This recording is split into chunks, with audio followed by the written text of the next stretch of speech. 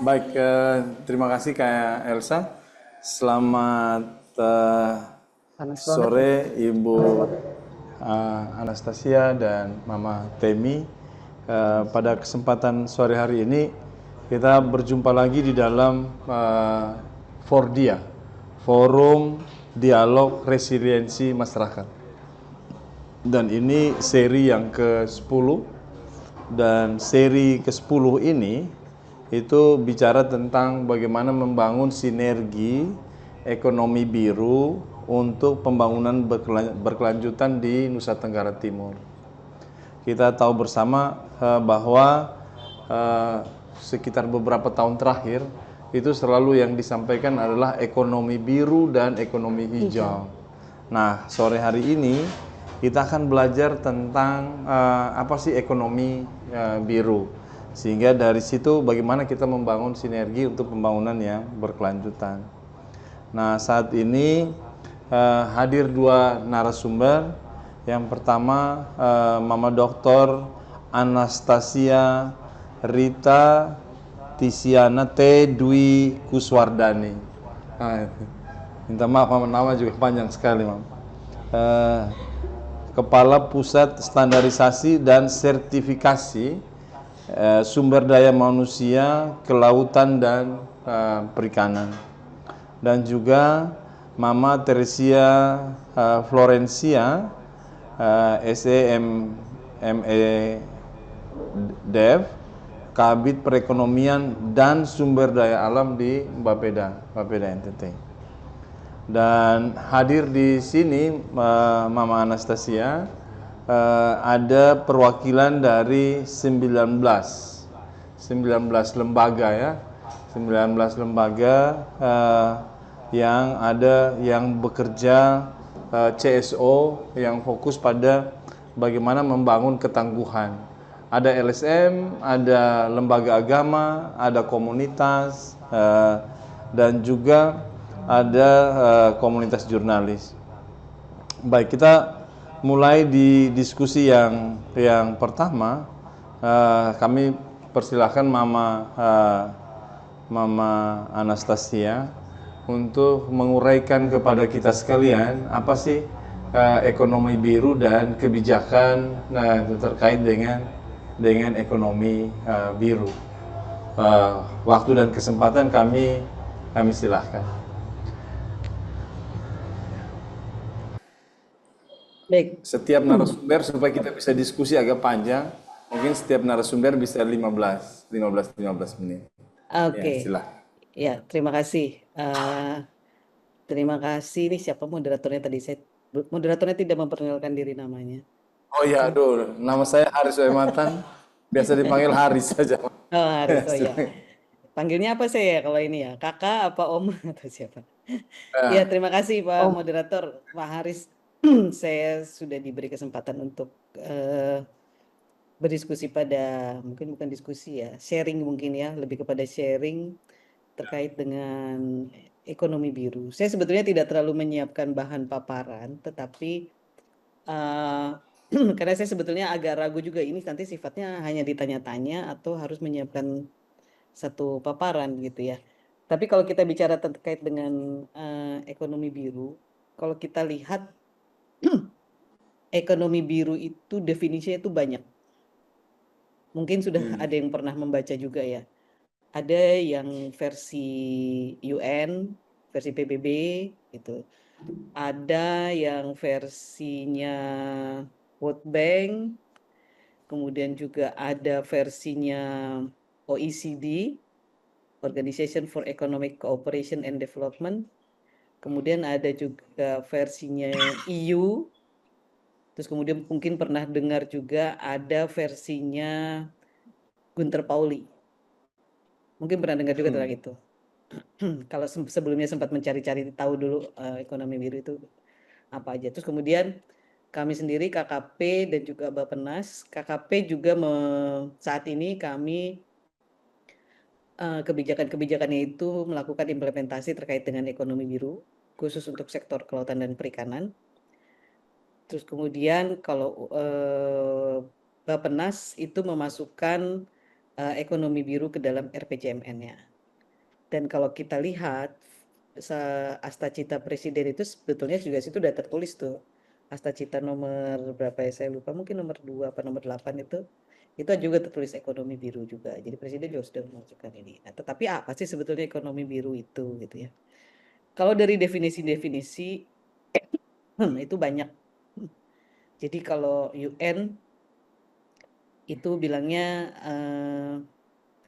ekonomi biru itu pemanfaatan laut, pesisir dan sumber daya kelautan secara berkelanjutan yang nanti kemudian untuk mendukung pertumbuhan ekonomi, terus kemudian ketahanan pangan, juga pengurangan kemiskinan yang selaras dengan SDG 14 ya. Kalau UN kan nanti akan larinya ke arah SDG. Kalau versinya World Bank itu mereka menyampaikan bahwa ekonomi biru itu adalah pemanfaatan sumber daya laut secara berkelanjutan untuk pertumbuhan ekonomi. Selain nanti akan mensejahterakan masyarakat gitu ya, atau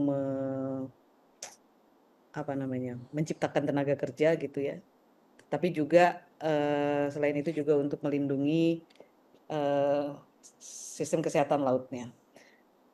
Demikian juga dengan OECD gitu ya. Jadi bagaimana aktivitas-aktivitas ekonomi yang berasal dari laut ini nanti bisa dihitung sebagai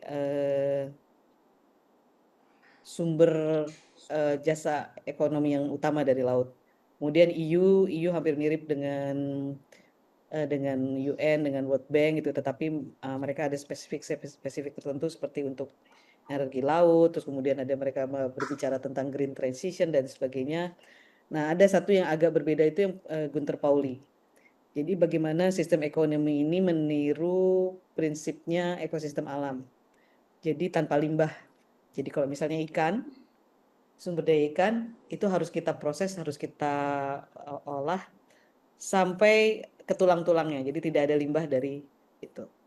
Nah, kalau KKP sendiri tadi sudah saya sampaikan, KKP sendiri kan juga punya 5 program ekonomi biru yang nanti bisa saya sampaikan. Sebentar saya share dulu ya. Saya nggak bisa share nih paparannya gimana. Mungkin bisa tolong dibuka share-nya. Mohon bantuan share materinya. Iya, share. Saya bisa nggak share sendiri? Supaya Mama bisa share sendiri. Ya, mungkin sambil menunggu ya. Jadi kami Sudah. itu ada 5. Silakan Ibu, sudah. Sudah ya? Ibu sudah co-host ya. Oke. Sebentar.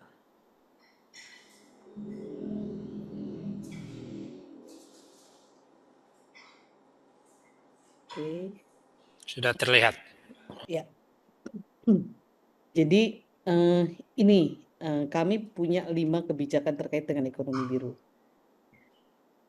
Tujuan-tujuan utama itu ada 3. Yang pertama untuk melindungi laut dan sumber dayanya. Terus kemudian mengurangi tekanan dan aktivitas perikanan yang tidak ramah lingkungan. Dan yang terakhir itu untuk menjaga kelestarian wilayah laut. Jadi kami punya 5. Yang pertama itu adalah memperluas kawasan konservasi laut. Terus kemudian ini yang kedua ini masih sering jadi polemik sebetulnya. Sering menjadi perdebatan pro dan kontra terkait dengan penangkapan ikan terukur berbasis kuota.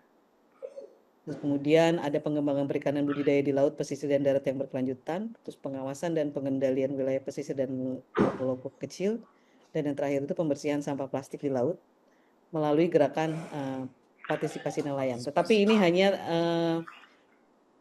topik-topik besarnya, tapi di dalamnya nanti akan banyak turunan-turunan yang kemudian menjadi kegiatan-kegiatan atau aktivitas program-program di KKP sendiri. Nah, kenapa memperluas kawasan konservasi laut itu menjadi satu yang penting untuk kami, untuk KKP, karena pada prinsipnya sebetulnya hanya sederhana aja.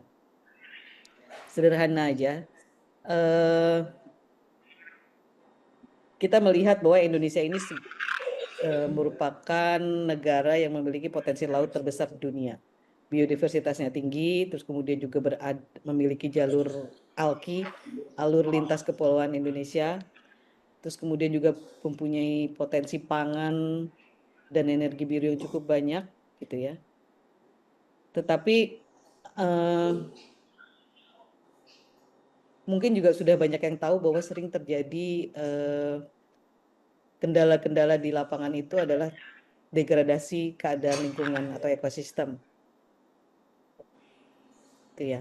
Nah, sebenarnya prinsip ekonomi biru yang kami pegang itu adalah bagaimana supaya sumber-sumber daya ekonomi ini nanti bisa terjaga. Kan kalau sederhananya, kalau sumber-sumber daya laut itu terjaga, maka nilai ekonominya akan tinggi dan kemudian juga nilai ekonomi yang tinggi dan kemudian bisa menjadikan sumber daya ekonomi kita menjadi tinggi juga, gitu kan. Sederhananya seperti itu sebetulnya. Makanya ini memperluas kawasan konservasi laut ini dengan tujuan agar kita melindungi dulu ekosistem ini sebaik-baiknya supaya bisa memiliki nilai ekonomi yang tinggi. Itu tujuan utamanya pertama. Nah, kemudian untuk perikanan kami bagi menjadi dua, ada penangkapan ikan dan ada perikanan budidaya. Nah, penangkapan ikan ini selama ini kan pemerintah tidak membatasi berapa jumlah ikan yang boleh ditangkap oleh kapal-kapal. Tapi sekarang dengan berbasis kuota ini nanti akan dibatasi. Setiap kapal hanya boleh menangkap sekian sesuai dengan kondisi kapalnya.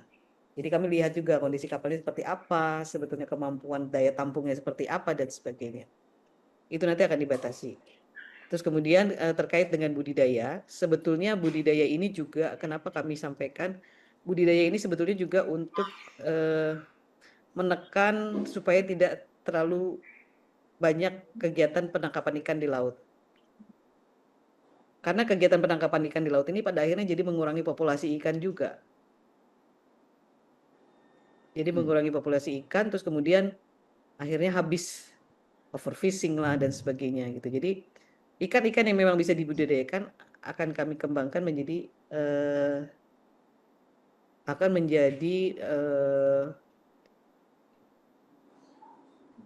sumber komoditas utama. Saat ini untuk kegiatan budidaya ini kami masih fokus ke 5 komoditas, yaitu udang, rumput laut, tilapia, lobster dan kepiting. Sementara itu, ini saja belum semuanya bisa berjalan dengan sebagaimana mestinya gitu. Nah, kemudian terkait dengan pengawasan dan pengendalian wilayah pesisir dan pulau-pulau kecil ini sebetulnya terkait kepada adanya aktivitas ekstraktif di pesisir dan pulau-pulau kecil, pengambilan pasir di pulau-pulau kecil, terus kemudian juga bagaimana kegiatan di pesisir itu justru tujuannya hanya untuk ekonomi tapi tanpa melindungi ekosistemnya dan sebagainya gitu ya. Nah, kemudian yang terakhir itu ini sebetulnya karena adanya perhatian KKP terhadap banyaknya sampah plastik di laut yang kemudian mengancam ekosistem di laut. Jadi lebih ke sana. Jadi prinsipnya itu kita melindungi dulu laut ini supaya bisa mempunyai nilai ekonomi yang cukup tinggi gitu. Nah, kemudian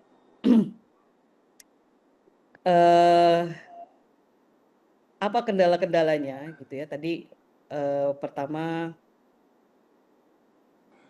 sering adanya aktivitas yang ekstraktif, terus kemudian ya penangkapan ikan berlebihan dan sebagainya gitu. Makanya terus kemudian kalau kita bicara ekonomi biru untuk sektor kelautan dan perikanan, ya kita punya 5 prinsip ini gitu. Nah, kemudian bagaimana strategi pengawasan dan teknologi yang digunakan? Kami sedang mengembangkan dan membangun juga kegiatan-kegiatan fasilitas untuk pengawasan dengan menggunakan pemanfaatan satelit. Terus kemudian juga terkait dengan VMS yang diwajibkan oleh kapal-kapal untuk kapal-kapal 30 GT ke atas. Dan juga adanya logbook. Kami juga sedang mengembangkan sistem ketelusuran digital dari kapal, pelabuhan dan pasar. Terus kemudian juga sedang mencoba mengembangkan big data analitik untuk nanti perikanan dan budidaya. Terus kemudian kalau kita kaitkan dengan tema besar pertemuan ini, bagaimana KKP melibatkan masyarakat pesisir, sektor swasta, dan Pemda misalnya seperti itu, ya kami akan mencoba memberdayakan kelompok yang ada, kelompok masyarakat yang ada. Terus kemudian peran Pemda juga sangat berperan di sini melalui tata ruang pesisir, perizinan, dan juga layanan-layanan dasar. Kemudian kemitraan usaha dengan sektor swasta nanti bisa melalui skema misalnya CSR atau public private partnership atau dengan kemitraan rantai pasok, mungkin seperti itu. Terus bagaimana peran akademisi dan lembaga-lembaga riset. Tentunya kalau akademisi dan lembaga riset nanti bisa melalui menyediakan basis data ilmiah untuk kebijakan, seperti misalnya stok ikan itu berapa sekarang, kemudian bagaimana tata ruang, analisis dan sebagainya, teknologi budidaya, itu kan bisa dilakukan oleh akademisi dan lembaga riset. Kemudian terkait juga dengan inovasi produk, misalnya bagaimana bioteknologi, bagaimana memperkuat ketahanan pangan dari sumber daya laut, gitu. Dan tentunya melahirkan SDM kompeten melalui pendidikan-pendidikan atau pelatihan ataupun tenaga-tenaga kerja yang sudah tersertifikasi sesuai dengan kompetensinya. Apa yang bisa dilakukan oleh pemerintah daerah khususnya NTT? Yang pertama, kalau boleh saya ngasih saran, NTT harus tahu dulu komoditas unggulannya apa sebetulnya. Terus kemudian harus memperkuat rantai nilai lokalnya. Jadi cold chain-nya bagaimana, logistiknya bagaimana, standarisasi mutunya seperti apa. Kemudian melakukan integrasi perencanaan ruang pesisir sesuai dengan kebijakan-kebijakan ekonomi biru kami gitu. Dan kemudian nanti bisa juga siapa tadi namanya, Bu Teresia ya? Misalnya mendorong akses pembiayaan dan sebagainya gitu. Terus kemudian dukungan yang lain ya nanti bisa ya mungkin membuat regulasi daerah atau memperbaiki regulasi daerah yang selaras dengan kebijakan nasional. Kemudian kalau memungkinkan juga ada penyediaan infrastruktur dan sebagainya. Tapi ya mungkin itu yang bisa saya sampaikan terkait dengan bagaimana supaya peran Pemda dengan pusat ini nanti bisa selaras gitu. Dari saya mungkin segitu dulu. Pak Haris. Ya, terima kasih Mama Anas. Ini saya dikonfirmasi, saya mau konfirmasi sedikit dari Mama Anas. Apakah Mama Anas nanti ikut sampai selesai atau sedikit lagi ada pertemuan? Iya, ini saya sudah dipanggil lagi nih. Oh iya siap. Kalau begitu mungkin kita langsung tanya jawab. Ya, kita tanya jawab. Ya, siap. Oke. Baik, terima kasih.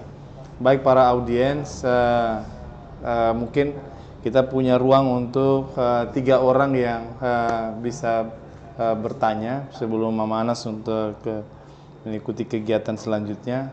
Saya persilahkan. Ada Mama Leri.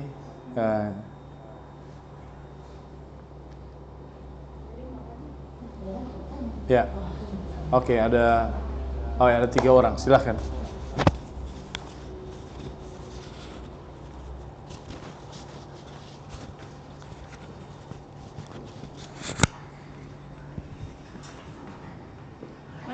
Dari siapa? Kakak dari Walhi.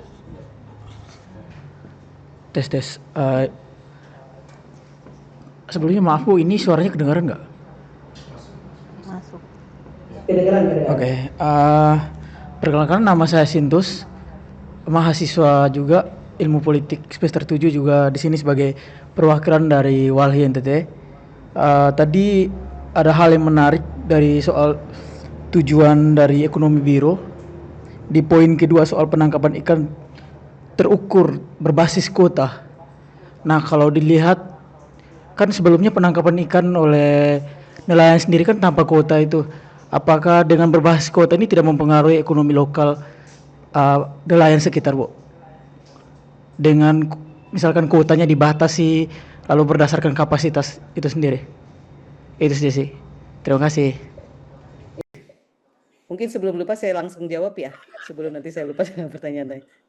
Ya, memang karena gini, sebetulnya saya memang tidak menjelaskan secara menyeluruh ya terkait dengan penangkapan ikan secara terukur berbasis kuota ini.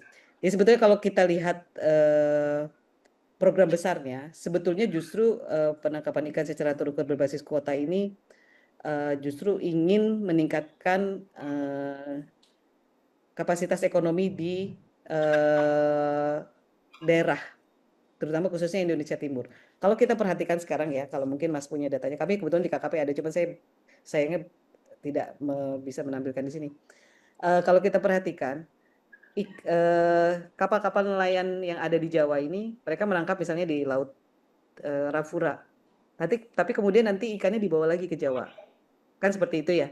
Tidak kemudian didaratkan di pelabuhan-pelabuhan di sekitar situ. Nah, kebijakan ini nantinya akan mewajibkan kalau kapal itu menangkapnya di zona misalnya di Arafura itu, kalau nggak salah saya ingat itu zona 3. Kan penangkapan ikan terukur ini kami membagi-bagi 11 WPP itu menjadi 6 zona. Jadi ada yang satu zona itu 2 WPP, ada 3 WPP. Kalau mungkin pernah tahu namanya WPP itu wilayah pengelolaan perikanan. Kalau kita menangkapnya di zona 3, nanti ikan-ikan itu harus didaratkan di pelabuhan terdekat di zona itu juga. Tidak dibawa lagi ke Jawa. Gitu. Nah, kemudian kenapa kita batasi jumlahnya? Yang dibatasi jumlahnya itu adalah nelayan-nelayan dengan kapasitas kapal besar 30 GT. Kalau nelayan kecil yang lokal yang hanya menggunakan kating-ting atau apa, tentunya tidak akan dibatasi. Gitu ya. Tetapi harus melakukan pencatatan. Karena supaya apa melakukan pencatatan? Karena supaya kita tahu sebetulnya berapa sih jumlah stok ikan di Laut Indonesia ini. Karena pencatatan itu penting.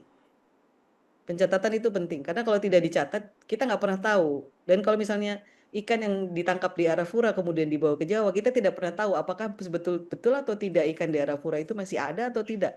Jangan-jangan sebetulnya sudah overfishing, atau jangan-jangan sebetulnya masih banyak gitu. Jadi sebetulnya itu untuk, kalau misalnya ada bahasa kerennya itu untuk regional development lah, meningkatkan nanti ekonomi di sana gitu, seperti itu. Kalau boleh saya jawab ya. Ya, terima kasih.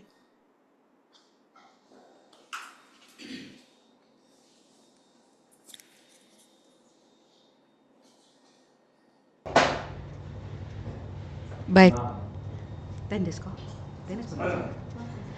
Baik, terima kasih. Nama saya Dorce Luama dari Semau. Kebetulan tempat tugas saya itu daerah pesisir pantai, di mana masyarakat itu pekerjaannya sebagai pengumpul rumput laut. Nah, tadi yang Ibu, berarti bagi saya rumput laut itu termasuk di dalam kategori ekonomi biru. Nah, tadi ada kendala di mana kekurangan sumber daya manusia. Jadi yang ingin saya tanyakan, mungkinkah harusnya ada kiat atau solusi dari badan-badan yang terkait, karena rumput laut itu karena kami tahu untuk konsumsi dan makanan, tetapi itu hanya sekedar dikirimkan. Permohonan misalnya dalam kegiatan ini mungkin berbicara dengan Ibu, bisa ada solusi, apakah bisa didatangkan seperti narasumber untuk pelatihan mengelola rumput laut itu bermanfaat, supaya tidak sekedar dikirim dan dikelola di luar pulau Semau, tetapi bagaimana rumput laut itu bisa dihasilkan dari tempat mereka berada. Terima kasih. Ya. Terima kasih, ini kebetulan saya berada di bawah Badan Penyuluhan dan Pengembangan SDM ya, Ibu. Kalau terkait dengan pelatihan, sebetulnya di kami ini kan ada yang namanya pusat pelatihan. Di KKP ini ada pusat pelatihan. Jadi kalau misalnya nanti, saya nggak tahu Ibu bekerja di mana, di Pemda atau di... Saya pekerjaan saya sebagai tokoh agama. Oh, tokoh agama, oke. Ya.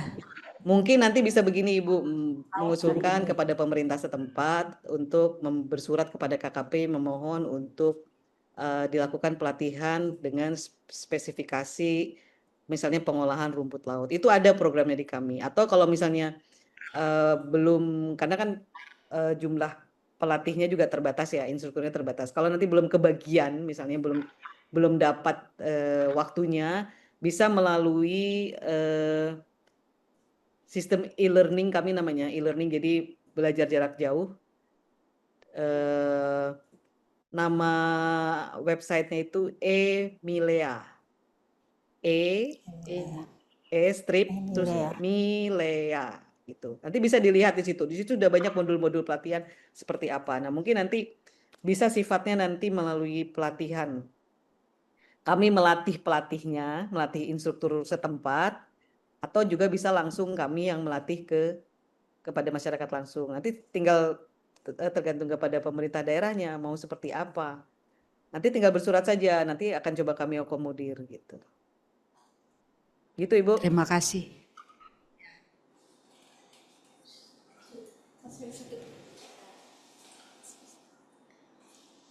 Baik. Baik, makasih Ibu Ana. Saya Sarah dari PR NTT. Menarik penjelasan Ibu, tapi saya ingin mendapat tambahan penjelasan soal ekonomi biru ini. Ya, salah satu yang saya ingin mempertanyakan gini. Tadi kalau tidak salah ada salah satu pernyataan bahwa ekspor pengambilan pasir ya dari pulau-pulau kecil. Tapi di sisi lain saya ingin mendapatkan gambaran sebagaimana luasan wilayah konservasi di wilayah kepulauan seperti itu. Karena apa yang saya tahu banyak sekali di wilayah-wilayah yang sering kali dieksploitasi luar biasa, tetapi konservasinya sangat minim. Apalagi misalnya beberapa tempat di Sangihe ya kalau tidak salah yang emas itu sampai sekarang kan konfliknya juga luar biasa. Bagaimana sikap teman-teman KKP? Kayaknya sepertinya mencuci tangan, ini seolah-olah pertambangan dan masyarakat yang saling berhadapan, tetapi komitmen KKP soal konservasi itu penting sekali kami bisa dapat gambaran. Dan jangan sampai besok-besok lagi di pulau-pulau kecil di NTT ini cukup banyak Bu. Besok-besok diklaim lagi untuk kepentingan itu, sedangkan wilayah konservasinya makin tidak ya saya kalau baca itu banyak sekali namanya agenda untuk konservasi, tapi saya nggak tahu sampai sekarang bagaimana dengan kinerja KKP dalam melakukan konservasi pulau-pulau yang ada di wilayah-wilayah yang dieksploitasi itu. Terima kasih Ibu Ana. Ya baik, terima kasih Ibu. Tapi saya mungkin tidak akan menjawab yang kaitannya dengan Sangihe karena bukan kapasitas saya untuk menjawab ya. Tetapi begini, kalau kita bilang terkait dengan kawasan konservasi, sebetulnya ini tergantung juga dari pekerjaan teman-teman di Pemda. Karena kan ada yang namanya perencanaan ruang laut yang sebetulnya juga harus ada usulan dari Pemda, mana lokasi-lokasi yang harus dikonservasi. Jadi kami nanti melakukan namanya rencana zonasi, yang kemudian kami lakukan, ini kawasan konservasi, ini kawasan untuk budidaya, yang ini untuk ini, dan sebagainya. Tapi itu tentunya butuh masukan dari teman-teman Pemda. Karena KKP tidak mungkin bekerja sendiri untuk kemudian, Indonesia ini kan lautnya luas ya. Udah ditunggu saya, maaf. Lautnya kan luas gitu ya. Nah jadi ya makanya kami butuh kerja sama Pemda, terutama tadi seperti yang saya sampaikan harus ada gitu perencanaan integrasi ruang, kemudian perencanaan zonasi, info-info itu seperti apa. Kalau untuk ekonomi biru ini sebetulnya kami targetnya sekarang ini kan baru sekitar 29 hektar ya kawasan konservasi. Target kami itu 97,5 hektar. Dan itu sudah ada rencana-rencana kawasan konservasinya. Tetapi kami masih, karena ini kan melibatkan banyak pihak ya, melibatkan Pemda dan sebagainya, itu yang nanti harus disepakati dulu, mana yang akan menjadi kawasan konservasi, mana yang dan itu nanti akan diatur oleh perencanaan ruang lautnya. Mungkin begitu Ibu, sementara saya jawab ini, saya sudah ditanya-tanya. Terima kasih, nanti mungkin bisa kita diskusi lebih lanjut. Memang harusnya saya hadirnya offline ini supaya lebih enak diskusinya. Iya. Baik, terima kasih banyak Mama Anastasia. Saya kira kami di Fordia senang sekali karena kita mendapatkan informasi terkait dengan bagaimana ekonomi biru, strategi nasional, dan juga apa sih yang menjadi tantangan-tantangan dan apa yang bisa kita lakukan bersama. Baik, terima kasih banyak Ibu. Saya kira saya mungkin sebentar bergabung di rapat, tapi nanti kalau misalnya ini masih saya on kan, tapi nanti kalau misalnya masih ada kesempatan bergabung, saya akan bergabung, tapi ini masih tetap saya on. Terima kasih banyak. Siap, kita beri aplaus dulu untuk Ahmad. Baik, kita selanjutnya kita ke Mama Tersia ya, Mama Teme ya, Mama Temi ya. Mama Temi ini dari Mama Kabid Ekonomi dan SDA di Baperida ya. Baperida NTT, Badan Perencanaan Riset dan Inovasi. Ya. Badan Perencanaan Pembangunan Riset dan Inovasi Daerah. Ya. Karena ada Bapeda, Baperida, ada BP4D, ya, Bapelitbangda dan sebagainya. Tapi hari ini yang digunakan adalah Baperida ya, Baperida. Baik, Mama Temi, saya kira terkait dengan ekonomi biru ini bagaimana pelaksanaannya di NTT. Mungkin Mama Temi bisa memberi gambaran bagi kami. Silahkan Mama Temi. Baik, terima kasih. Tadi sudah dijelaskan oleh Ibu Anastasia bahwa sebenarnya konsep ekonomi biru dan ekonomi hijau itu sudah sejak beberapa tahun yang lalu dikembangkan, dan secara de facto sebenarnya itu sudah mulai dilakukan juga di Provinsi NTT. Tetapi memang dalam penggunaan diksi ekonomi biru itu baru secara eksplisit kita jalankan sejak kebijakan ini dimasukkan di dalam dokumen perencanaan. Jadi dari RPJPN sebenarnya sampai ke RPJPD dan RPJMD yang sekarang ini, ekonomi biru ini menjadi indikator di sasaran visi. Jadi bukan visi hanya di RPJMN dan RPJMD, tetapi menjadi sasaran visi di RPJPN dan RPJPD, di mana indikator PDB sektor kemaritiman itu menjadi menjadi indikator di RPJPN, dan di RPJPD menggunakan indikator indeks ekonomi biru Indonesia untuk NTT. Itu mulai digunakan dan kemudian ini menjadi perhatian betul untuk kita laksanakan. Jadi kalau dari sisi visinya kita pakai indeks ekonomi biru, sedangkan di Indonesia emasnya, indikator Indonesia emas, 45 indikator pembangunan itu indikator utama. Di transformasi ekonomi menjadi jelas bahwa penerapan ekonomi hijau itu menjadi salah satu kebijakan, salah satu indikator. Sehingga dengan demikian maka ke depan kita melihat NTT sebagai daerah berciri kepulauan dengan luas laut dan panjang pesisir pantai yang lebih besar daripada luas daratan, itu kemudian laut dan kelautan, perikanan dan kelautan menjadi potensi ekonomi, tetapi sekaligus juga harus dijaga keberlanjutannya. Jadi baik ekonominya maupun lingkungannya maupun sosialnya itu tetap harus dijaga. Demikian Pak. Apa saja kegiatan yang menjadi skala prioritas ya untuk pengembangan ekonomi biru di NTT? Ya, kalau kita lihat pengembangan ekonomi biru, sebenarnya ini diarahkan satu peningkatan kesejahteraan masyarakat dari peningkatan ekonominya, dan itu bisa melalui pengembangan industri birunya. Lalu kemudian itu akan berpengaruh terhadap pengentasan kemiskinan dan kemiskinan ekstrim, juga terhadap potensi pendapatan daerah, sebenarnya itu bisa dari situ. Untuk bisa melakukan itu, maka tadi disampaikan juga oleh Ibu Anastasia, kita harus tahu apa yang menjadi komunitas unggulan. Dari apa yang dilakukan pengkajian dari Bappenas, ditetapkan bahwa 20 tahun ke depan wilayah Bali dan Nusa Tenggara itu tema pembangunannya adalah sebagai super hub pariwisata dan ekonomi kreatif bertaraf internasional.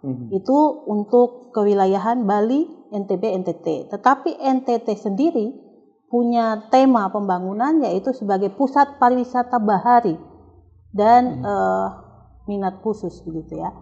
Nah, kalau kita diarahkan ke situ, maka pengembangan pariwisata bahari menjadi penting. Tetapi tentu saja yang harus memperhatikan aspek keberlanjutan lingkungan tadi.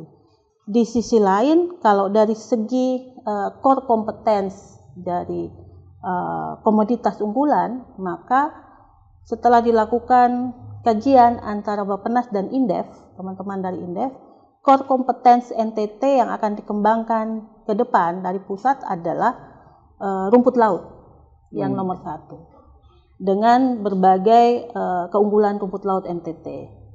Selain itu juga tuna cakalang tongkol itu juga menjadi komoditas unggulan, termasuk garam, di samping komoditas pertanian lainnya seperti kopi, kakao, jambu mente, sapi, dan lain-lain.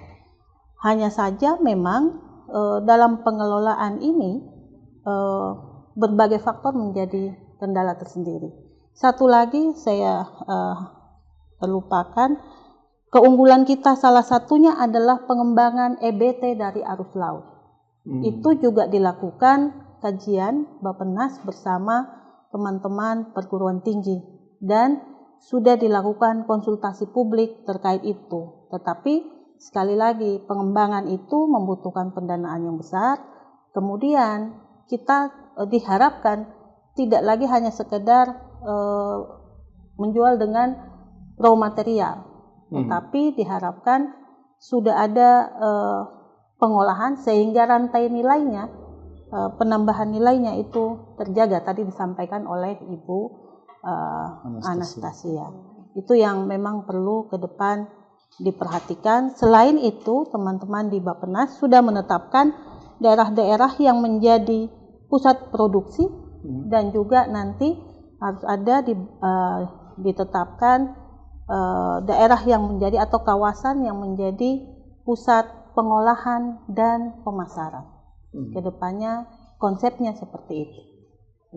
Baik, saya kira tadi ada beberapa komoditi utama, ada rumput laut, ada garam, ada penangkapan ikan, kemudian pariwisata. Nah,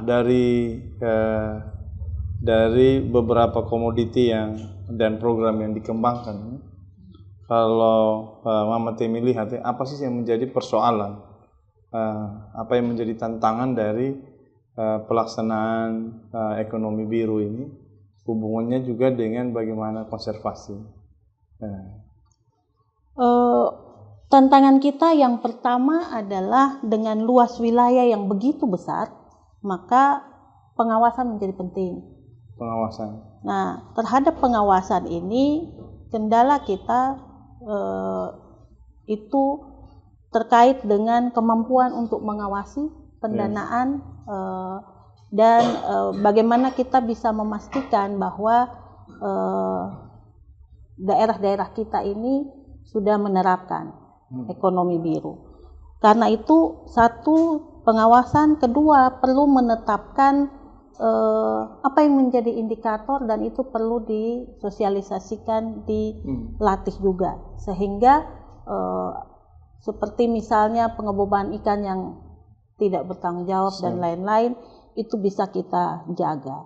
Satu hal, kalau saya berdiskusi dengan teman-teman pariwisata misalnya di Taman Nasional Komodo, pengunjung per hari itu 1.500 sampai 2.000 orang. Kalau dia per hari seperti itu, bayangkanlah setahun berapa banyak orang, dengan mempertimbangkan misalnya musim sepi maupun musim ramai wisatawan. Nah, kalau sekian banyak orang berkunjung, lalu kita tidak menerapkan bagaimana kita bisa mendapatkan dalam tanda petik ganti rugi untuk menjaga kualitas lingkungan, itu berapa lama waktu lingkungan kita akan tetap terjaga. Kalau separuh dari jumlah yang berkunjung snorkeling, padahal belum tentu dia tahu misalnya caranya, ya seperti apa nasib terumbu karang dan sebagainya. Itu salah satu contoh. Tetapi yang berikutnya adalah kita juga butuh pelatihan-pelatihan untuk memperkuat nelayan dan masyarakat pesisir. Saya ingat pernah ada diskusi dari teman-teman BRIN yang melakukan kajian di wilayah Belu sampai ke Timor Leste misalnya, untuk melihat pemanfaatan sumber daya laut terhadap kesehatan. Ada pertanyaan besar, kita punya potensi laut dan hasilnya, tetapi kenapa masyarakat pesisir stuntingnya juga tinggi? Nah, itu adalah hal-hal yang menunjukkan belum seluruhnya pemanfaatan ini bisa, pemanfaatan hasil laut dan hasil pengolahannya itu bisa digunakan secara optimal. Siap, Bang. Kalau terkait dengan kan di Laut Sawu ini juga adalah laut yang ada konservasi ya, taman. Ya. Nah, itu sebenarnya sejauh mana kebijakan itu kemudian melindungi kawasan-kawasan di pesisir. Untuk wilayah konservasi tadi disampaikan bahwa target pemerintah Indonesia itu adalah 30% wilayah itu adalah wilayah konservasi atau sebesar 97 hektar tadi ya itu. Nah, untuk NTT sendiri wilayah konservasi kita itu sudah ada beberapa. Ada yang dikelola oleh Kementerian Lingkungan Hidup seperti misalnya Taman Nasional Komodo dan lain-lain itu ya. Kemudian ada juga kawasan konservasi laut yang dikelola oleh KKP sendiri, ya itu luasan totalnya 1,4 juta hektar lebih, gitu ya. Itu ada di Kabupaten TTS, Kabupaten Kupang, Kabupaten Rotendao, Saburai Jua, Sumba Timur, dan beberapa kabupaten yang lain. Nah, sedangkan yang dikelola atau milik pemerintah provinsi sendiri itu ada yang ada di Alor, yang sekarang sudah jadi UPT konservasi itu, lalu Lembata, Flotim, dan Sika. Saat ini di dalam tahap untuk ditetapkan lagi ada 2, yaitu Nagekeo, Belu, ada Ende dan Melaka yang juga diusulkan terakhir. Nah, untuk NTT sendiri itu menyumbang 823.647 hektar dari total luasan. Jadi untuk NTT, untuk konservasinya itu sudah besar. Kita sudah sekitar 2, sekian persen, 2,5 lebih persen dari target 30%. Tapi itu dia, kita konservasi, tetapi perlu dilihat juga peta konservasi ini kemana arahnya dengan populasi daerah penangkapan tempat ikan itu berada. Karena kita tadi masih punya komoditas unggulan tuna cakalang tongkol. Memang kalau kita lihat memilih antara pertumbuhan ekonomi dan menjaga lingkungan itu masih menjadi dua hal yang perlu kita lihat bersama dengan kondisi NTT yang ekonomi jauh seperti lebih ini. kuat ya. Begitu kalau untuk konservasi. Siap. Terkait dengan konservasi ini, bagaimana strategi pemerintah ya untuk melibatkan masyarakat adat, komunitas masyarakat di wilayah pesisir untuk pengelolaan laut secara bersama? Ada beberapa aturan yang telah ditetapkan ya. Salah satu diantaranya adalah Pergub Kemitraan. Bagaimana Pergub nomor 70 tahun 2001, Kemitraan Pengelolaan Kawasan Konservasi. Itu sudah ada. Kemudian ada juga kalau kita menyusun RT/RW yang baru-baru itu materi teknis RZWP 3K juga masuk di dalamnya, itu juga melibatkan berbagai stakeholder. Lalu kemudian saya tahu benar bahwa teman-teman di UPTD Alor itu juga sangat aktif untuk melibatkan masyarakat pesisir di sekitarnya terlibat dalam pengelolaan konservasi yang ada itu. Tetapi memang saya pikir mungkin butuh aturan teknis yang lebih untuk dalam tanda petik mewajibkan semua keterlibatan semua dalam ekonomi biru ini. Kalau saya belajar dari pertumbuhan ekonomi hijau, itu memang ada Pokja ekonomi hijau yang di dalamnya itu melibatkan semua stakeholder, semua pihak, dan itu sampai pada penyusunan peta jalannya. Lalu setelah itu juga tetap bertugas untuk mengawal bagaimana ini dijalankan dengan strategi-strateginya. Harapannya ke depan ekonomi biru ini juga ada seperti itu, ada Pokja, dan memang memastikan keterlibatan semua saja, termasuk dunia usaha. Ekonomi biru ini belum ada Pokjanya ya? Belum ada sampai saat ini. Iya. Itu salah satu yang jadi perhatian kedepannya untuk perlu didorong. Baru-baru ada pertemuan dengan beberapa teman, diskusi kecil lah sebenarnya. Baperida bersama dengan WWF, lalu kemudian ada juga dari teman-teman yang mengelola rumput laut, dan ini sudah berbicara soal pengelolaan laut berkelanjutan yang nanti mengarah ke Pokja ekonomi biru ya. Gitu. Ya. Saya kira ini salah satu yang memang juga harus mendesak ya untuk dilakukan. Kami menemukan ada papadak di Rote yang menjaga konservasi laut.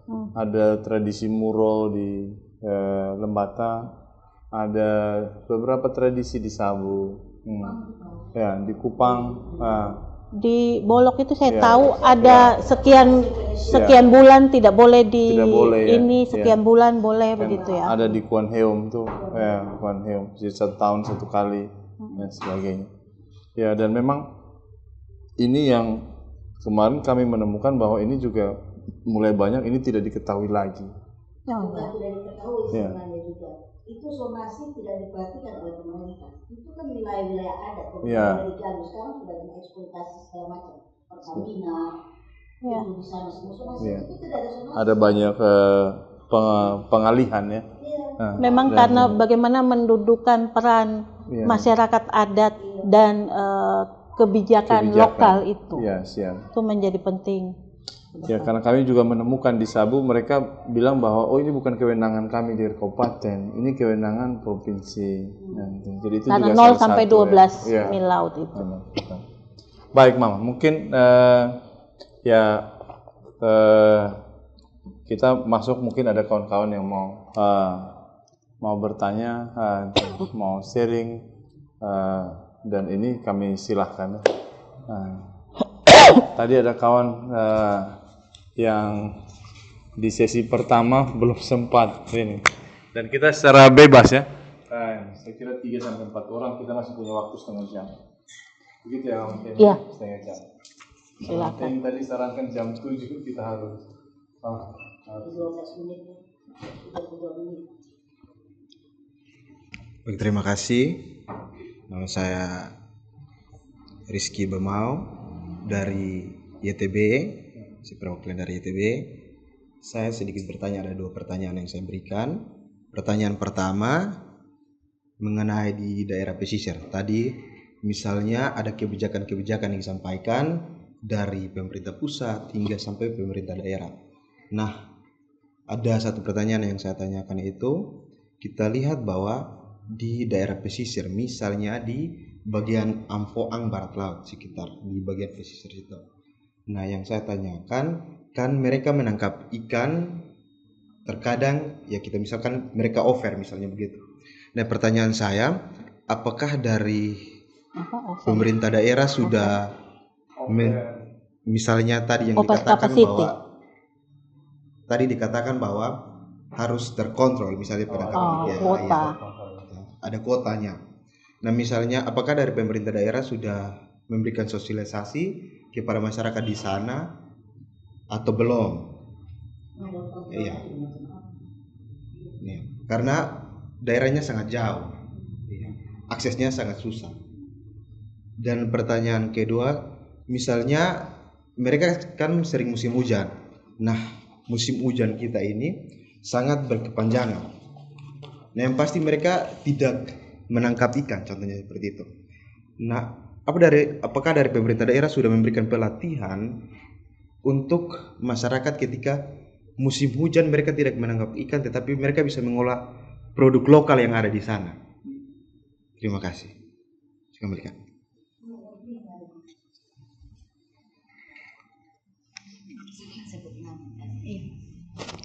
Baik, perkenalkan nama saya Yasinta Adu. Saya perwakilan dari komunitas Majelis Nelayan Bersatu Kota Kupang. Majelis Nelayan Bersatu Kota Kupang yang ada di Pasir Panjang. Kebetulan Majelis Nelayan Bersatu ini bukan hanya merangkul perempuan nelayan yang ada di Pasir Panjang saja, tapi mulai dari Lasiana sampai di Alak. Nah, banyak isu yang kami dapat terkait pesisir. Nah, tadi menarik, rumput laut menjadi poin penting untuk ekonomi biru ini. Nah, yang perlu diperhatikan kalau khususnya di pantai Pasir Panjang, di mana kawasan pasir kami telah banyak diambil oleh perizinan pembangunan. Nah, bagaimana masyarakat petani rumput laut hidupnya bisa lebih baik, karena sekarang lahan-lahan untuk dipakai untuk jemur rumput laut, misalnya kalau air laut surut, biasanya rumput laut langsung dijemur di pantai, tapi dengan adanya pembangunan mempersulit masyarakat untuk menjemur rumput laut, harus dibawa ke rumah. Nah, otomatis harus langgar jalan untuk pergi sampai di rumah. Perlu waktu yang sangat lama, terus akses keluar masuk untuk dari rumah ke pantai saja sudah hampir sulit. Di Pasir Panjang yang masih kosong itu hanya ada di lapangan bola, yang kalau di mana kalau biasa mama lewat ada orang-orang yang jual kopi-kopi di pinggiran laut. Satu-satunya ruang terbuka hijau yang ada di pantai adalah itu. Jadi bagaimana peran penting pemerintah dalam membantu masyarakat, khususnya perempuan nelayan yang memikul beban yang sama seperti seorang kepala keluarga. Banyak sekali perempuan kepala keluarga yang ada di situ.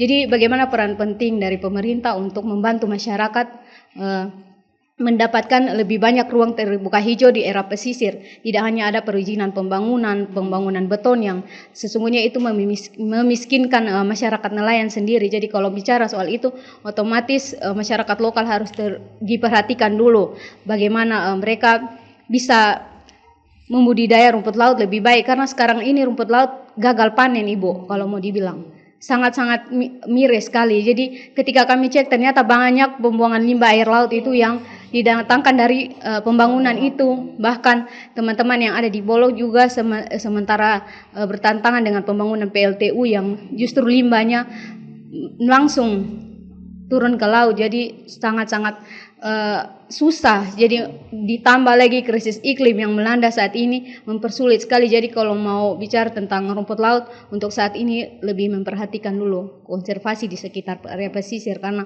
rumput laut tidak akan jadi kalau laut sudah tercemar. Gitu.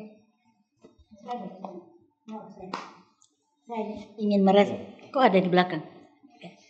Saya ingin melanjutkan apa yang disampaikan Nona Adu tadi. Saya hanya mau tanya Ibu Temi, apa ada sonasi di Teluk Kupang sini kok tidak? Kalau ada sonasi, kenapa misalnya wilayah-wilayah yang layak sebagai habitatnya rumput laut, kenapa itu tidak disonasikan? Saya sering memang di provinsi maupun kabupaten kota kita selalu kalah dengan investor. Kan di belakang situ banyak sekali hotel-hotel yang sebenarnya sudah melanggar, sudah masuk ke dalam, tapi selalu saja kompromi oleh pemerintah dan itu diteruskan, dibiarkan lanjut terus.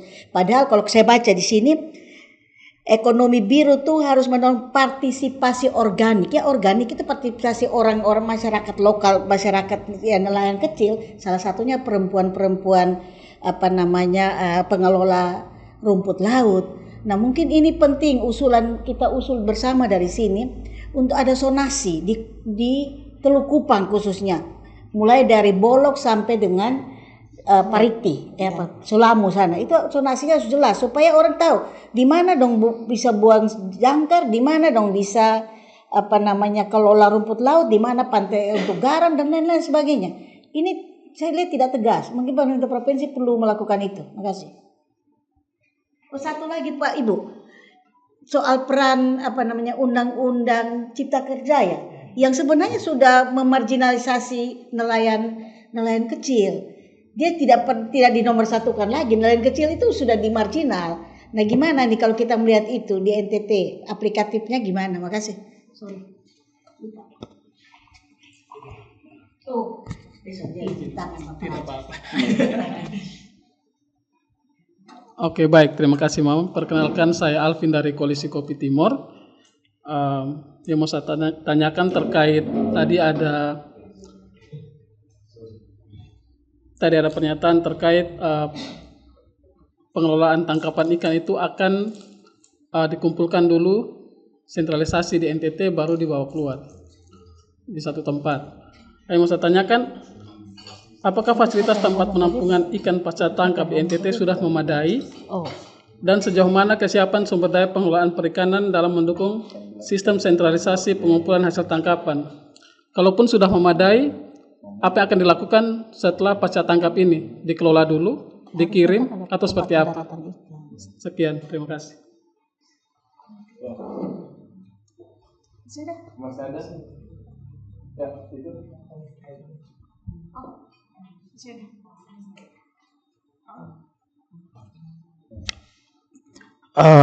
Mungkin ini pertanyaan berkaitan dengan tadi sempat di spill soal tujuan dari Ibu Ana bilang kalau salah satu tujuan dari ekonomi biru itu memperluas kawasan konservasi laut. Nah soal memperluas kawasan konservasi laut ini, kalau kita lihat di Nusa Tenggara Timur sendiri itu ada banyak pabrik-pabrik yang memang limbahnya itu banyak dibuang ke laut. Salah satunya itu di Tablolong. Itu di tahun 2023 saya sempat melakukan observasi di sana. Itu petani rumput laut di sana tuh bilang pendapatan mereka menurun jauh. Itu yang sebelum tahun-tahun sebelumnya itu bisa mencapai tonan, bahkan sekarang itu tidak sampai tonan itu. Apakah konservasi ini masuk dalam laut-laut yang tercemar oleh pabrik, atau memang laut-laut yang hanya teridentifikasi memiliki potensi untuk pengembangan untuk masyarakat ke depannya? Kayak gitu. Terima kasih.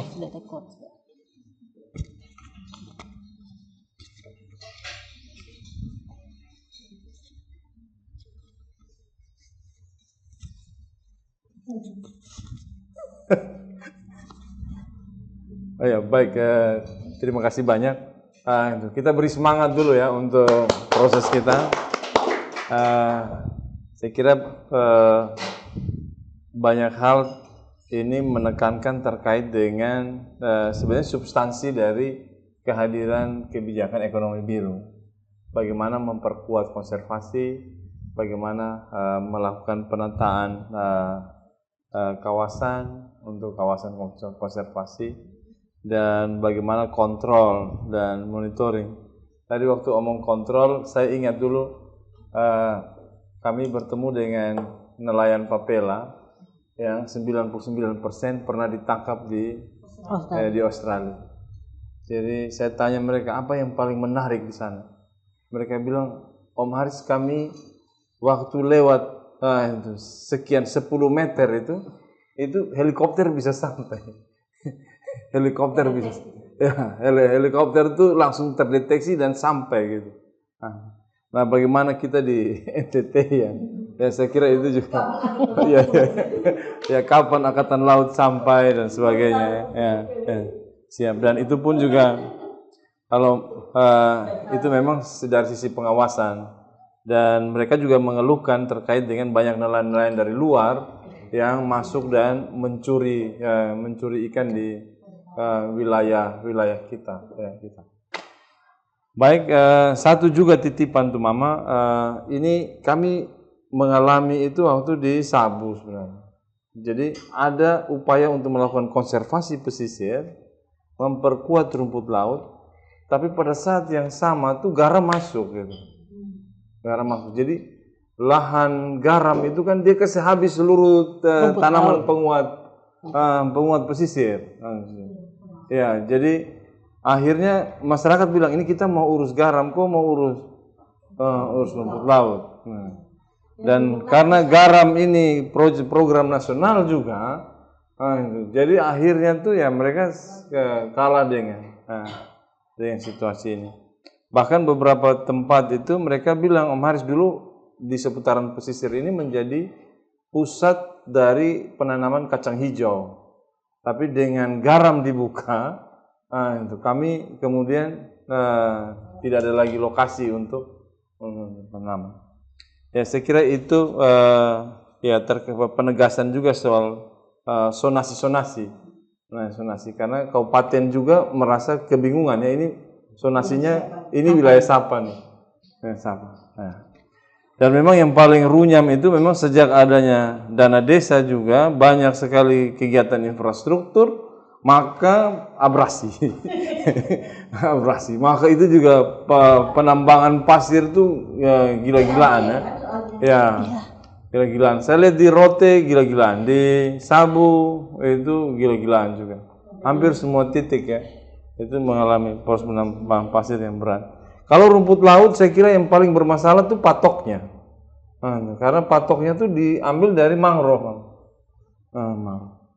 Kemarin waktu kami di Sabu, mereka bilang, Om Haris, kami di pohon ini kan sedikit. Kalau semua orang rumput laut, kayu ini, maka kayu hanya bertahan paling lama tuh 3 bulan. 3 bulan ganti patok. Nah kalau satu orang 1.100 tali berarti ada sekitar 200-an patok. Kayak begitu, Mak. Jadi memang ada sebenarnya ada kebingungan antara ini kita mau konservasi atau kita mau ekonomi. Memang itu ada kebingungan, Pak. Saya kira itu. Silahkan Mama. Baik, Pak Haris dan Bapak Ibu yang saya hormati. Saya izin mungkin nanti saya tidak satu persatu orang per orang ya, tetapi karena pada intinya tadi hampir sama sih pertanyaannya, tetapi dengan lokus dan penekanan yang agak berbeda. Yang pertama, sebagaimana tadi saya sudah sampaikan, salah satu kendala yang dihadapi oleh pemerintah adalah bagaimana pengawasan dan kontrol. Itu menjadi persoalan tersendiri. Harus saya sampaikan bahwa kebanyakan kita selama ini itu bermitra dan berkolaborasi dengan teman-teman keamanan dan Bakamla kalau kita mau melakukan pengawasan. Kenapa? Karena kalau kita sendiri itu biayanya cukup besar. Karena itu menjadi persoalan tersendiri. Kita sebenarnya dari DAK, dari dana DAK, punya 2 kapal yang diberikan untuk pengawasan dan konservasi. Itu kita manfaatkan, tetapi terus terang memang tidak bisa untuk terlalu sering. Kembali lagi masalah keterbatasan sumber daya. Kemudian satu hal yang juga menjadi catatan adalah kalau kita bicara soal laut ini, nelayan begitu ya, akan sangat terkait dengan cuaca. Maka tadi pertanyaan, kalau mereka tidak melaut bagaimana? Kalau Om Haris ikuti kajian yang dilakukan oleh teman-teman di Baperida dan tim, bahwa ada persoalan besar terkait dengan perubahan iklim dan mata pencaharian. Maka biasanya teman-teman yang kalau di waktu tertentu tidak bisa melaut, pasti mereka kemudian juga melakukan mata pencaharian lainnya di waktu-waktu itu. Memang kemudian itu menjadi persoalan tersendiri bagi pendapatan dan kesejahteraan masyarakat. Lalu kalau kita lihat juga dengan pengembangan rumput laut sebenarnya, terima kasih tadi saran yang disampaikan terkait dengan memperhatikan pembangunan yang ada dan juga dengan kondisi pengembang atau bukan pengembang sebenarnya, kelompok perempuan yang melakukan usaha untuk pengembangan rumput laut. Itu menjadi persoalan tersendiri karena memang sebenarnya kita punya RT/RW, Perda RT/RW baik provinsi maupun kabupaten kota yang sebenarnya itu saat ini malah ruang laut dan pesisir itu di RZWP3K itu sudah diintegrasikan. Harusnya itu menjadi alat untuk mengontrol. Tetapi lagi-lagi bagaimana mengontrol kepatuhan dan indikator apa yang harus menjadi yang kita bahwa ini sudah melanggar dan sebagainya, itu menjadi persoalan tersendiri. Kembali lagi pilihan bahwa apakah ekonomi atau lingkungan itu menjadi persoalan. Walaupun tadi sebenarnya yang kelompok perempuan itu tadi juga masalah ekonomi sebenarnya. Nah, karena itu menurut saya perlu sebenarnya kita berada dalam satu pokja, kelompok yang untuk memperkuat daya tawar dalam tanda petik. Karena kalau sendiri-sendiri pasti tidak bisa begitu. Yang kedua, saya setuju dengan Mama Leri terkait sonasi. Sonasi itu menjadi penting. Yang selama ini saya ikuti, tapi nanti perlu saya cek juga ke teman-teman di dinas teknis ya. Yang saya ikuti ada pembagian klasterisasi rumput laut. Tetapi apakah klasterisasi itu juga menjadi bentuk khusus dari sonasi? Secara khusus per wilayah itu juga perlu dilihat kembali.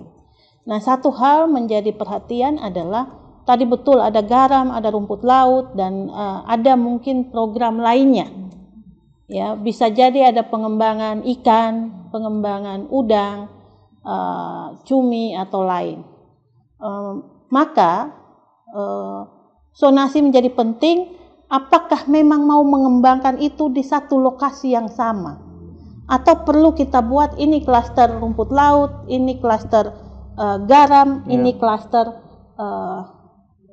udang misalnya, dan lain sebagainya.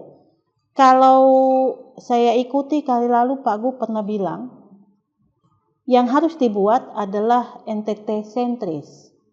Maka sebisa mungkin kalau ini ada di Kabupaten A, maka itu ada di Kabupaten B dan sebagainya, supaya masing-masing bertumbuh berkembang, tidak hanya terkonsentrasi di satu tempat. Tapi tentu saja ini juga tidak menghilangkan kebebasan masyarakat sekitar untuk dia memilih apakah dia mau garam atau dia mau rumput laut. Tetapi sekali lagi, setiap pilihan pasti ada konsekuensinya. Maka saya pikir zonasi tadi itu menjadi penting. Lalu terkait dengan ikan tadi, kuota, yang saya pikir kuota ini kan juga tadi masih sementara dibicarakan di tingkat pusat, dan itu saya yakin bahwa kalau itu menjadi kebijakan itu pasti harus disosialisasikan, karena harus diketahui oleh nelayan yang menangkap ikan. Tetapi yang jadi persoalan tadi adalah bahwa ada terjadi pencurian ikan, benar, ada juga terjadi penjualan ikan di tengah laut. Itu yang dimaksudkan, dia tidak turun ke darat. Jadi ikan-ikan itu kan harusnya turun di tempat pendaratan ikan. Nah, dari tempat pendaratan ikan itu maka kemudian bisa tercatat berapa ikan yang keluar masuk, ada potensi PAD di situ dan sebagainya. Pada saat itu tidak dilakukan di tempat pendaratan ikan, maka tidak akan tercatat transaksi ekonomi yang terjadi misalnya dari penjualan ikan ataupun dari potensi-potensi yang seharusnya kita dapatkan dari sumber daya kita yang diambil, ditangkap begitu. Kemudian bagaimana dengan pabrik yang buang limbah di laut? Ini memang jadi persoalan tersendiri. Tapi sekali lagi memang kita harus memperkuat instrumen untuk mengetahui hal itu dan sekaligus juga tindakan mengatasi dan advokasi. Nah, sejauh ini karena kita belum punya Pokja, lalu kita belum juga membuat kebijakan secara khusus, itu menjadi PR yang harus kita selesaikan. Nah, saya cenderung bahwa kita perlu membuat satu kebijakan yang integratif dan komprehensif. Jadi tidak sektoral melihat satu persatu, kalau tidak berarti nanti seperti tadi yang pembangunan mineral dan bukan logam tadi akan bergerak sendiri, yang kelautan akan bergerak sendiri, yang perikanan akan bergerak sendiri. Masalah tumpang tindih regulasi ini kan juga jadi hal tersendiri. Kalau Bapak Ibu ikuti dengan Undang-Undang 23 yang mengatur tentang kita urus 0 sampai 12 mil laut, perikanannya kita dapat. Tapi jasa kelautannya kan belum seluruhnya ada di provinsi begitu. Masih ada aturan dengan pusat. Dan itu yang kemudian menjadi hal-hal yang menurut saya kalau kita berada dalam satu kelompok kerja, ini mungkin bisa dibicarakan dengan lebih komprehensif untuk bisa melihat semua kebijakan-kebijakan yang ada. Begitu Pak Haris. Baik, terima kasih. Memang tadi ada satu terkait dengan perusahaan tuh, salah satu yang serius tuh PLTU. Oh, PLTU ya, di Bolok. PLTU Bolok tuh. Itu limbahnya tuh sangat berpengaruh terhadap rumput laut yang ada di seputaran pesisir, mulai dari Tablolong, Tesabela, itu sampai ke Semau. Itu termasuk salah satu saya ikuti waktu itu pernah ada pertemuan di Hotel Aston kalau tidak salah bersama Ali Mokhtar Ngabalin dan mengundang semua teman-teman yang ada begitu ya, dari LSM, dari kelompok masyarakat, UMKM, lembaga agama juga, menyampaikan bahwa di pantai kita, pantai di NTT itu masalah limbah plastik itu juga jadi persoalan. Ini juga diangkat di forum AIS ya. Kemudian bahkan ada sampah plastik yang produknya itu tidak dijual di Indonesia. Nah, itu kemudian juga perlu dipikirkan ke depan. Karena sampah plastik kalau dia sudah sangat mengganggu, itu kan mengganggu kesehatan laut secara umum, termasuk juga kalau kita bicara rumput laut, peremajaan bibit rumput laut juga jadi persoalan tersendiri. Ini kami bicarakan untuk usulan ke pusat mengenai peremajaan bibit rumput laut, termasuk akibat seroja yang lalu begitu. Itu juga jadi persoalan. Gitu. Kalau sekarang ini terakhir Mam, mungkin ada rekomendasi yang bisa dilakukan oleh tidak saja oleh pemerintah dan para pihak terkait dengan ekonomi biru ini, yang perlu dilakukan segera. Apa sih yang perlu? Ada beberapa hal yang menurut saya perlu segera dilakukan. Yang pertama, perencanaan yang komprehensif berbasis ekosistem. Jadi komprehensif itu kita tidak hanya melihat kelautannya saja, tapi apa juga yang berdampak dengan kelautan itu misalnya. Lalu misalnya tadi dari sektor lingkungannya, masyarakat adatnya, bisnisnya begitu ya, itu perlu dijadikan satu begitu. Kemudian penguatan tata kelola dan SDM-nya.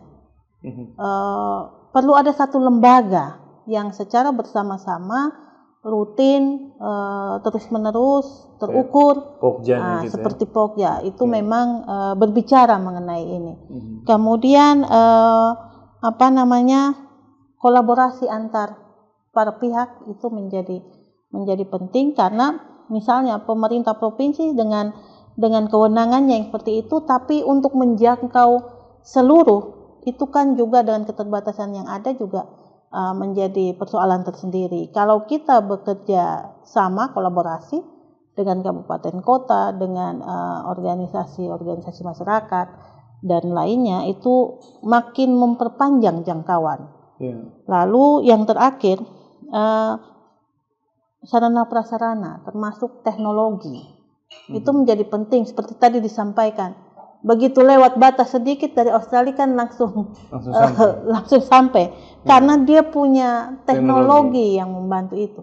Nah, bagaimana kita dengan keterbatasan yang ada? Saya pernah ingat dulu diwacanakan akan ada sistem pengawasan yang mungkin dengan memanfaatkan teknologi satelit itu kita bisa melihat, bisa lebih cepat mengetahui. Tapi sampai saat ini kan itu kita belum punya, sehingga memang keterbatasan itu menjadi kendala tersendiri. Yang terakhir, kalau kita bicara soal indeks ekonomi biru, ya, ekonomi biru itu kan alat ukurnya indeks tadi. Nah, bagaimana mengukurnya? Lalu bagaimana melakukan monitoring dan evaluasi supaya kita tahu capaiannya, itu juga menjadi penting. Saya pikir itu yang perlu kita persiapkan segera. Baik, terima kasih Bang Tem. Kita beri semangat dulu untuk Bang Tem ya. Saya kira waktu kita tinggal 2 menit. Beberapa hal pokok. Yang pertama adalah saya membayangkan, karena bilang ekonomi biru, maka nuansanya itu sangat ekonomis, sangat ekonomi lah. Tapi ternyata inti di balik ekonomi biru itu adalah konservasi. Bagaimana menjaga untuk keberlanjutan, bagaimana tata kelola yang berkelanjutan, kemudian mengakomodir semua kebutuhan terkait dengan konservasi dan termasuk tadi yang diangkat oleh Mama terkait pengolahan, itu menjadi penting karena salah satu aspeknya juga blue food. Jadi makanan yang diolah dari hasil-hasil laut itu. Iya. Minimal. Jadi setengah jadi. Ya. Dari setengah agar-agar. Upi-upi itu menjadi penting. Unit pengolahan ikan atau ikan dalam bentuk hasil laut itu menjadi penting, dan karena itu memang penguatan kapasitas pelatihan dan ini penting.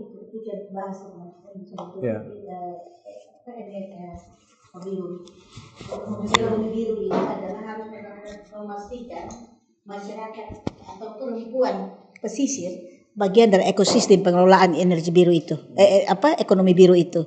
Karena kadang-kadang kita mengeluarkan zonasi, mengeluarkan mereka dari situ, padahal mereka adalah bagian ekosistem pengelolaan energi itu. Makasih. Saat ini perempuan dan milenial sebagai penggerak ekonomi itu masuk menjadi Dasa Cita 2, program prioritas.